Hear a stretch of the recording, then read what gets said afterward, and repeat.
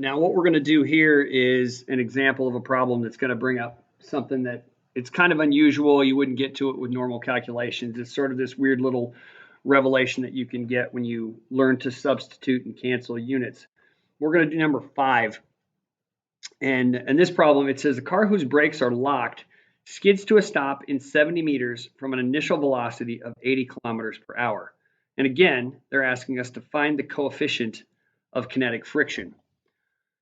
So I'll start by, again, drawing a free body diagram. I have a car, poorly drawn car of the future, with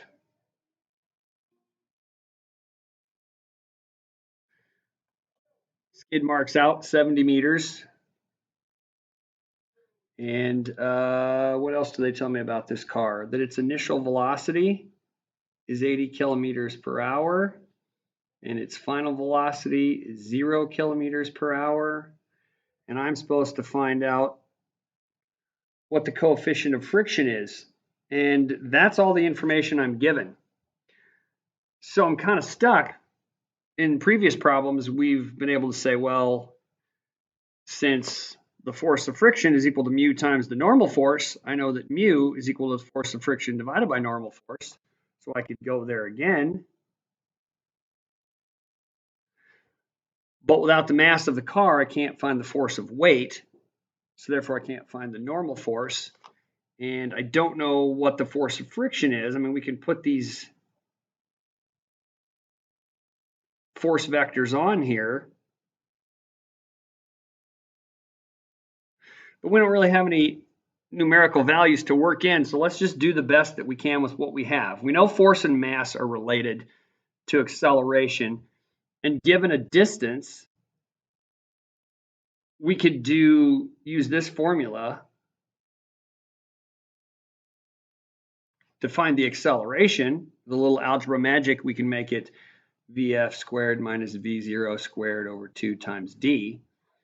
Now we got a little trip up right here. This is 80 kilometers per hour, and we're dealing in meters per second squared. So with a quick unit conversion, let's just go ahead and do that.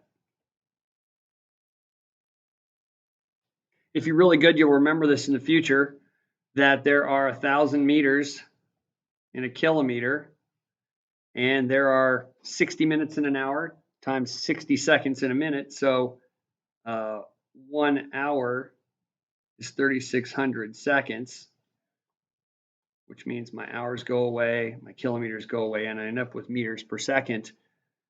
So that ends up being 22.2 meters per second. So let's go ahead and do that.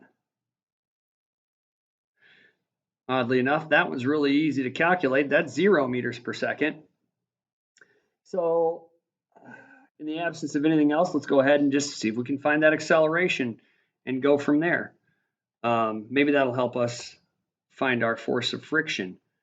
Or I can do this a little different way. I could say, well, look, I know force of friction is the force that stops this thing. It's really a force on the mass of this object times its acceleration. And I know that the normal force is, in this case, because it's on a horizontal surface, if the force of weight is mg, the normal force is also going to be mg in this case. So what I see is that these masses cancel. They become irrelevant in this equation. And I know gravity, but I don't know the acceleration of the object. So I can actually go ahead and do this. This is going to be negative 22.2 meters per second squared divided by 2 times 70 meters.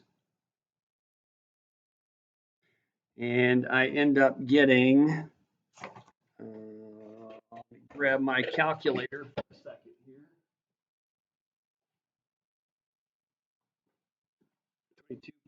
22.2 squared divided by 140 gives me negative 3.52 meters per second squared. So I have the acceleration now of the object. So I can go negative 3.52 meters per second squared divided by gravity. I'll let you do 10 on this one, negative 10 meters per second squared. Negatives go away, and I get 0.35 as my coefficient of friction. Again, unitless, so enjoy the fact on this rare occasion when you don't have to have units. But that's a weird thing, seems counterintuitive to a lot of people, but you can keep this equation in your back pocket. We already have this sort of base equation here, but you can work out stuff with slopes a lot of times, that the coefficient of friction is equal to the acceleration of the object divided by gravity. Keep that in your back pocket for future problems when you have something where it seems like you don't have enough information.